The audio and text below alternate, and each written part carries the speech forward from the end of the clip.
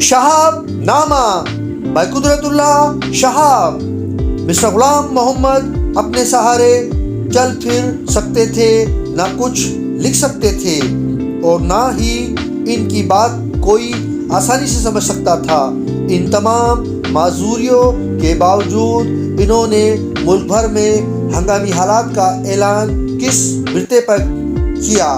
Field marshal Ayub Khan نے اپنی کتاب جس رزق سے آتی ہو پرواز میں کوتاہی میں لکھا ہے کہ ہنگامی حالات کا اعلان ہونے سے پہلے وہ پرائم منسٹر محمد علی بوگرا، چودھری محمد علی اور اسکندر مرزا کے ساتھ امریکہ گئے ہوئے تھے۔ وہاں پر وزیر اعظم کو گورنر جنرل کا پیغام ملا کہ فوراً واپس آؤ۔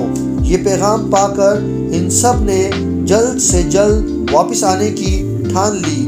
جب وہ لندن پہنچے تو معلوم ہوا کہ اس روز کوئی ہوائی جہاز مشرق کی طرف نہیں جا رہا، اس لیے انہوں نے کراچی کے لیے ایک ہوائی جہاز چارٹر کر لیا۔ اس کے بعد واقعات ایوب خان کے اپنے الفاظ میں اس طرح رونما ہوئے۔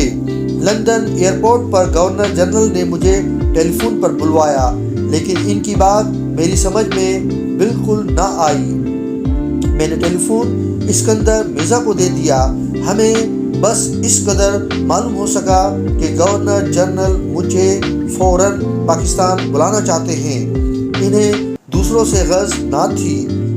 اسکندر مرزا اور چودھری محمد علی اور میں، ہم تینوں گورنر جنرل کی کوٹھی پر پہنچے۔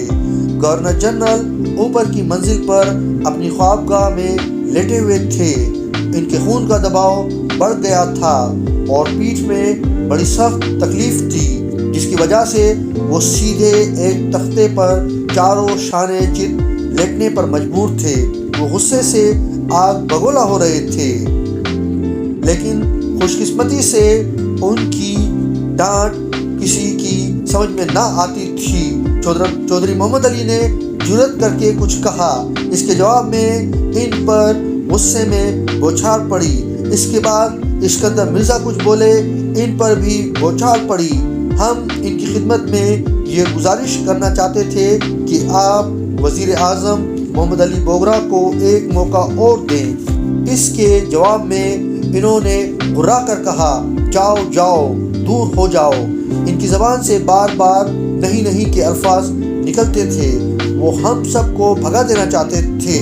ہم ایک کے پیچھے ایک ان کی خوابگاہ سے نکلے۔ آگے آگے اسکندر مرزا، ان کے پیچھے چودھری محمد علی اور سب سے پیچھے میں کمرے سے باہر قدم رکھنے ہی کو تھا کہ اس نرس نے جو ان کی خدمت پر مامور تھی میرا کوٹ پکڑ کر کھینچا۔ میں پلٹا، دیکھتا کیا ہوں کہ میں ایک بالکل مختلف آدمی سے دوچار ہوں۔ یہی ہمارے بیمار اور بوڑھے گورنر جنرل جو لمحہ بھر پہلے غصے سے دیوانے ہو رہے تھے، اب ان کا چہرہ مسرت سے کھل اٹھا تھا اور وہ کہکے لگا رہے تھے۔ میں نے دل میں کہا، آپ بھی بڑے حضرت ہیں۔ انہوں نے ایک خاص مسرت کی چمک آنکھوں میں لیے مجھے اشارہ کیا، مسیری پر بیٹھ جاؤ۔ اس کے بعد انہوں نے تکیے کے نیچے سے 2 دستاویزیں نکالی۔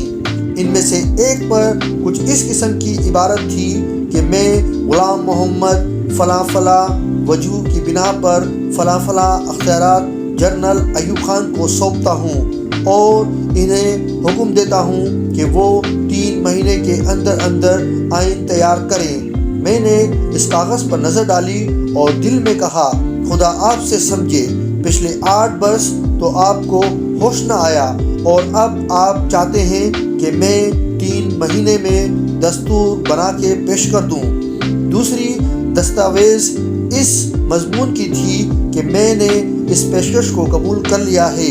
لمحے بھر کے لیے میں ان تاریخی دستاویزوں کو اپنے ہاتھ میں تھامے رہا۔ جیسے ہی میں نے ان کاغذوں پر نظر ڈالی، میرا تن بدن پکار اٹھا کہ نہیں، ہرگز نہیں۔ میں نے کہا، آپ جلد بازی سے کام لے رہے ہیں، اس سے ملک کو سخت نقصان پہنچے گا۔ میں فوج کی تعمیر میں مصروف ہوں۔ ہمارا ایک دشمن ہے ہندوستان، جس کو رام کرنا بڑا دشوار ہے۔ ہم 1000 چاہیں کہ وہ ہمیں دشمن نہ سمجھے مگر وہ دشمن سمجھنے پر تلا ہوا ہے۔ میں اپنے پیشے میں رہ کر ملک کی بہتر خدمت کر سکتا ہوں۔ میرا خیال ہے کہ میں کچھ مفید کام سر انجام دے سکتا ہوں۔ آپ اپنی موجودہ ذہنی کیفیت میں کوئی بات کر گزرنا چاہتے ہیں جس کا نتیجہ آگے چل کر سوائے ملک کے نقصان کے اور کچھ نہ ہوگا۔